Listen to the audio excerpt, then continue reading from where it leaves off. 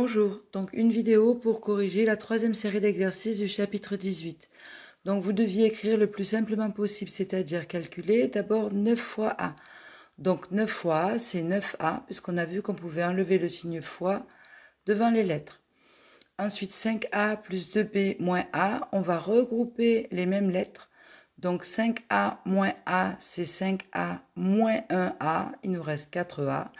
Et on s'occupe ensuite du plus 2B qu'on ne va pas toucher, qu'on va venir mettre derrière. Ensuite, C fois C fois C plus 3 fois B. On a C qui est écrit ici 3 fois, mais avec des multipliés entre les lettres. Comme c'est la même lettre avec des multipliés, on écrira C au cube ou C exposant aux puissance 3. Et on s'occupe ensuite de B. 3 fois B, ça fait 3B. Enfin, x fois x, donc ça ne change rien, je change les lettres, mais c'est pareil. La même lettre, un multiplié au milieu, donc x au carré ou x exposant 2 ou x puissance 2, c'est la même chose. Dans l'exercice 7, vous aviez donc un petit problème, une formule, il fallait trouver le sens de plusieurs choses dans cette formule et calculer la formule pour un y donné. Donc, on fait attention à l'énoncé. Sur un site, un t-shirt est vendu 8 €. Tiens, on retrouve ce 8 dans la formule. Et les frais de port coûtent 10 €. Les frais de port sont là. Donc, quel que soit le nombre de t-shirts achetés, ça veut dire que 10 €, c'est fixe. Donc, qu'est-ce que c'est que ce Y qui vient derrière le 8? Eh bien, si un t-shirt est vendu 8 € et qu'on multiplie 8 par Y, ben c'est que Y correspond au nombre de t-shirts. Donc on peut répondre à la question B, Y désigne le nombre de t-shirts, car c'est 8 € le t-shirt. Ensuite, que signifie la lettre P pour cette situation? Bien, P égale quelque chose, donc P désigne le prix à payer en fonction, il faut toujours écrire en fonction du nombre de t-shirts achetés. C'est important de le préciser, le en fonction du nombre de t-shirts achetés. Le 10, on a vu, désigne les frais de port. Ensuite, je vais vous demander de calculer P pour Y égale 6. Donc, c'est simple. Si Y égale 6, on remplace Y par 6 dans la formule. Donc, P devient 8 fois 6 plus 10. Le Y a disparu puisqu'on a pris 6 à sa place. Donc, ensuite, on fait attention à la priorité opératoire sur la multiplication. 8 fois 6, ça fait 48. Plus 10, donc 48 plus 10, c'est 58. Si on veut donner du sens, on écrit que pour 6 t-shirts achetés, le prix sera de 58 €. Donc, dernier exercice. Donc, cette fois, il s'agit de construire l'expression. Donc, et pour aujourd'hui, vous aurez des expressions à construire.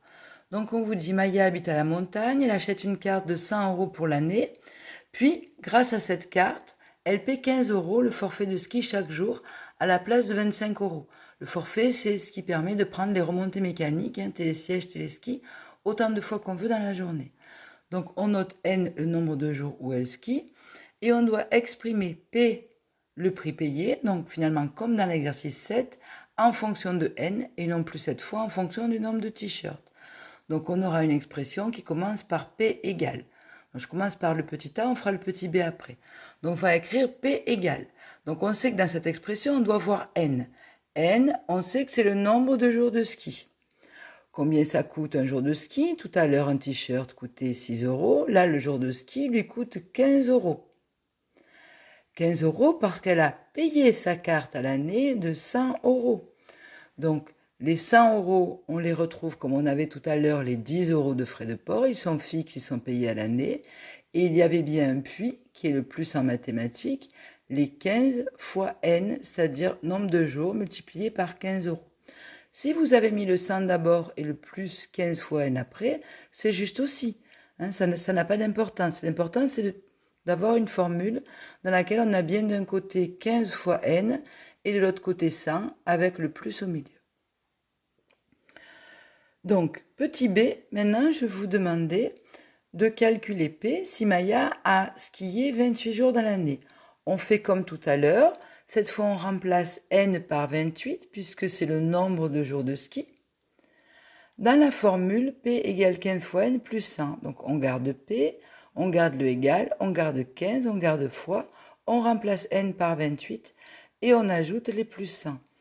On fait attention à la priorité opératoire, donc on calcule 15 fois 28, ça nous fait 420, on ajoute 100, P égale 520.